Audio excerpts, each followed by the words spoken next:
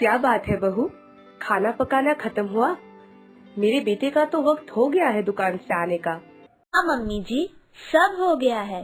उनके आने से ही मैं खाना परोस दूंगी।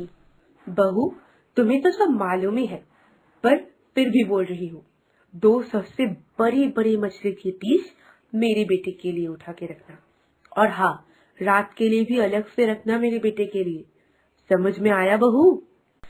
ठीक है माँ जी, आप जो बोलेंगी। और हाँ, मेरे लिए मछली के 2 पेटी के पीस रखना। और हाँ, पूंछ के पीस भी, क्योंकि बचपन से तो मेरा बेटा मछली के गादा ही खाता है, इसीलिए मुझे ये सब पीस खाना पड़ता था पहले। अभी तो आदत पड़ गई है, इसके बिना काम ही नहीं चलता। ठीक है माँ जी, आप जो बोलेंगी। अच्छा बहू, मुझे बताओ तो कि बेटे के लिए मछली के कितने पीस लाई हो बाजार से? मुझे तो मालूम नहीं है, पर फिर भी बोलने से मैं तुम्हें बोल पाऊंगी कि किस समय कौन सा देना है। माँ जी, आपके बेटे ने एक मध्यम आकार की कातला मछली लाए है। मेरा मतलब 4 पीस गादा, 2 पीस पेटी का, 1 मछली का पूंछ और हाँ, 1 मछली का सर भी है। ओह, तो तुमने मछली के सर को बीच से 2 हिस्सा किया है ना पकाने के लिए? हाँ माँ जी, किया है मैंने। ठीक है, बेटे के लिए 2 गादार पीस मछली रखना दोनों वक्त के लिए। ये बात तो मैंने तुम्हें बता ही दी है पहले। और मेरे लिए 1 पेटी और मछली का पूंछ रात के लिए। और हाँ, मछली का 1 सर का पीस भी। समझ आया बहू? और हाँ, जो 1 और मछली का पेटी और सर का पीस रहेगा, वो मुझे दोपहर को ही दे देना। और वो पूंछ का पीस भी। तुम्हें तो पता ही है कि मुझसे मछली का पूंछ रात को नहीं खाया जाता है। ठीक है, आप जो बोलेंगी। ओहो, तुम्हारे बारे में तो मैं भूल ही गई थी। तुम्हारे लिए मछली का 1 टुकड़ा है तो? नहीं मतलब माँ जी, जितना है उसमें से उनका और आपका ही होगा।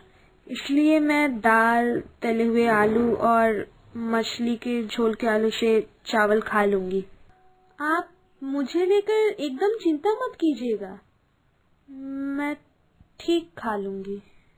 ना ना, हम सब मछली खाएंगे और तुम सिर्फ झोल और आलू। ऐसा थोड़ी ना होता है, वरना तुम बाहर जाके कहोगी कि मेरे ससुराल में मेरी सास मुझे कुछ खाने ही नहीं देती है। नहीं नहीं माँ जी, आप ऐसा क्यों बोल रही हैं? किसी को मैं कुछ नहीं बोलूंगी, किसी को कुछ पता ही नहीं चलेगा। मैं सच बोल रही हूँ। आप कोई चिंता ना करें। मछली के झोल के आलू और दाल और तले हुए आलू मेरे लिए काफी है। ठीक बोल रही हो ना बहू? खा पाओगी ऐसे? हाँ माँ जी, आप बिना मतलब इतना सोच रही हैं। आपके बेटे का आने का वक्त हो गया है। एक काम कीजिए, आप हाथ मुंह धो लीजिए, तब तक मैं खाना परोस देती हूँ। ठीक है, मुझे तो ये सब समझ आया, लेकिन मेरे बेटे को ये सब बात पता ना चले, वरना मेरा बेटा मुझसे कहेगा कि मेरी माँ मेरी पत्नी को खाने ही नहीं देती है। समझ आया ना बहू? उफ माँ जी, अब आप इस विषय को लेकर इतना मत बोलिए। आपका बेटा आता ही होगा। ठीक है, फिर मैं जल्दी जल्दी हाथ मुंह धो लेती हूँ। सोहिनी के ससुराल में ये कोई नई घटना एकदम नहीं थी। ये घटना हर रोज की कहानी है। मांस, मछली, अंडा घर में चाहे कुछ भी अच्छा बुरा पकता है, सोहिनी की किस्मत में कुछ भी नहीं रहता। जो भी खाना बनता है पूरा माँ जी और बेटे के नाम का हो जाता है। और आज तो सिर्फ खाने के लिए सूखे चावल और कल के सड़े हुए सब्जी भाजी है। और ऐसा हर रोज चलता है सोहिनी के ससुराल में।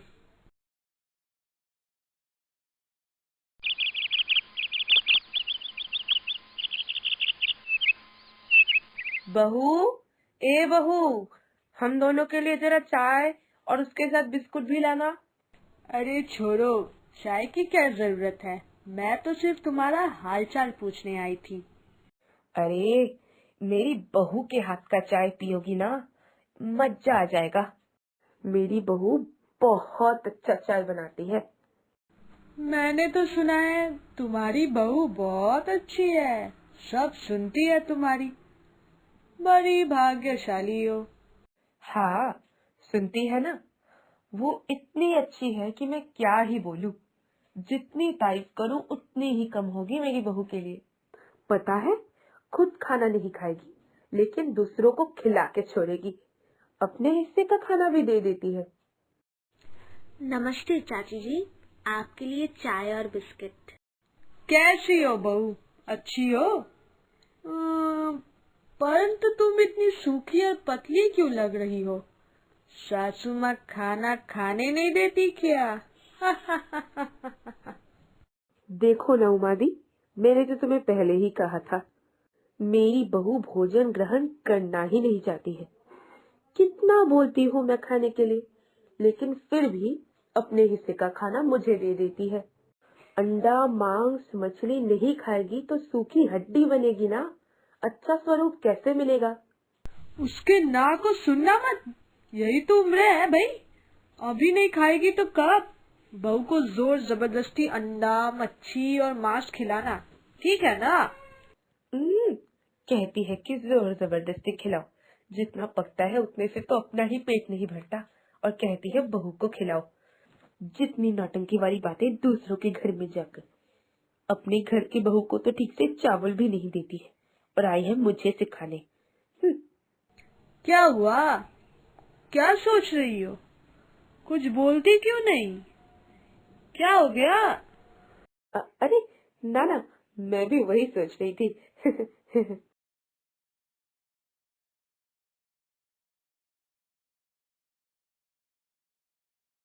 मम्मी जी, मैं जा रही हूँ, ठीक है? जल्दी वापस आ जाऊंगी। है, जल्दी घर लौट के आना, ठीक है ना? तुम्हें तो पता ही है, मैं बूढ़ी हो रही हूँ, अकेले सब कैसे संभालूंगी। हाँ हाँ मम्मी जी, जल्दी वापस आ जाऊंगी।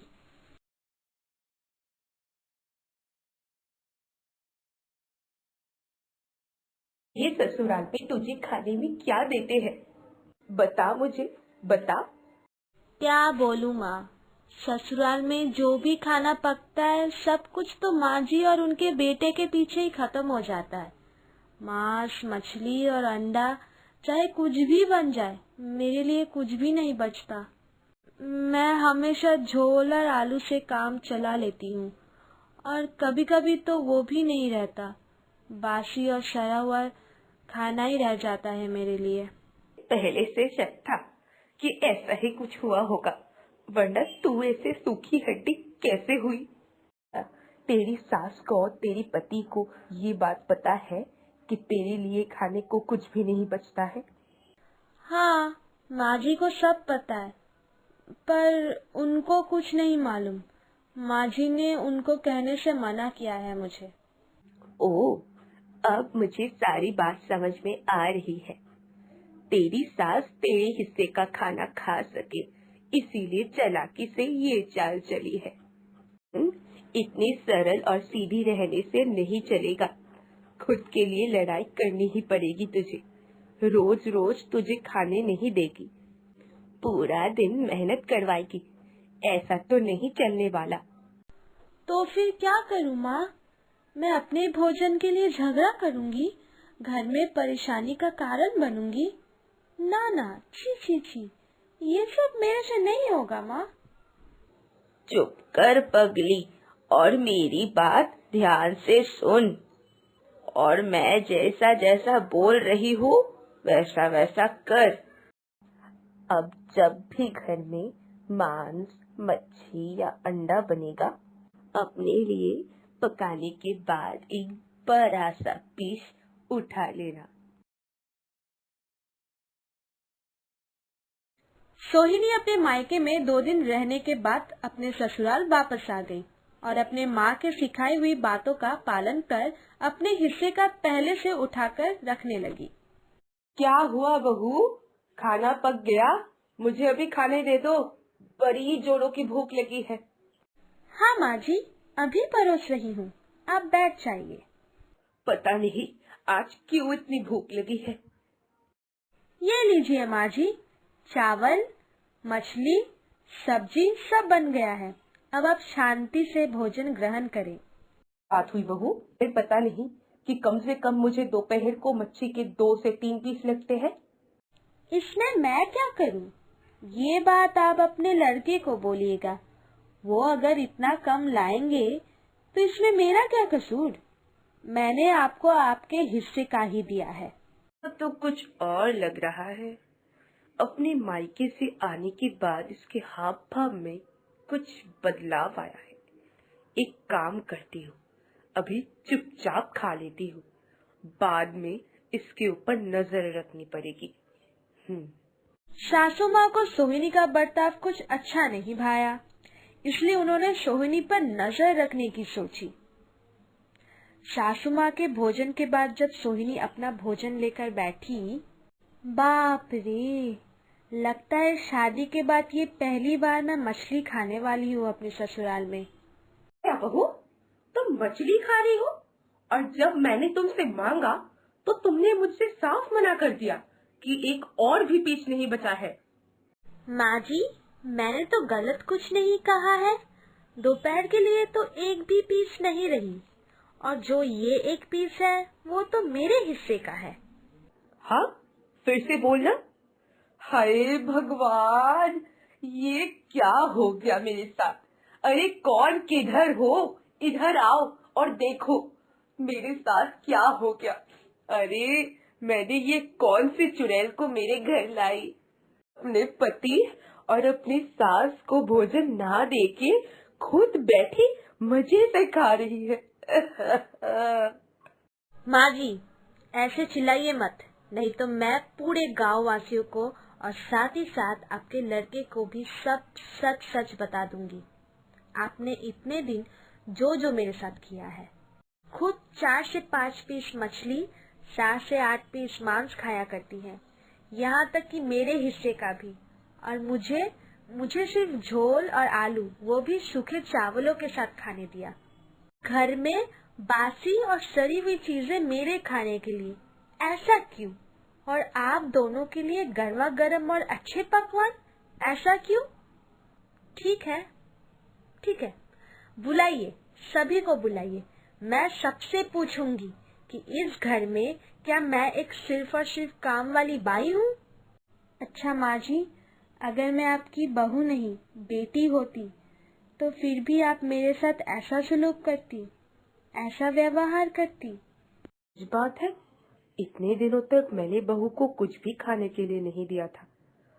बहू ने ये सब कुछ बिना कुछ बोले ही सह लिया था, इसलिए मैंने उसे अच्छी बहू बोला।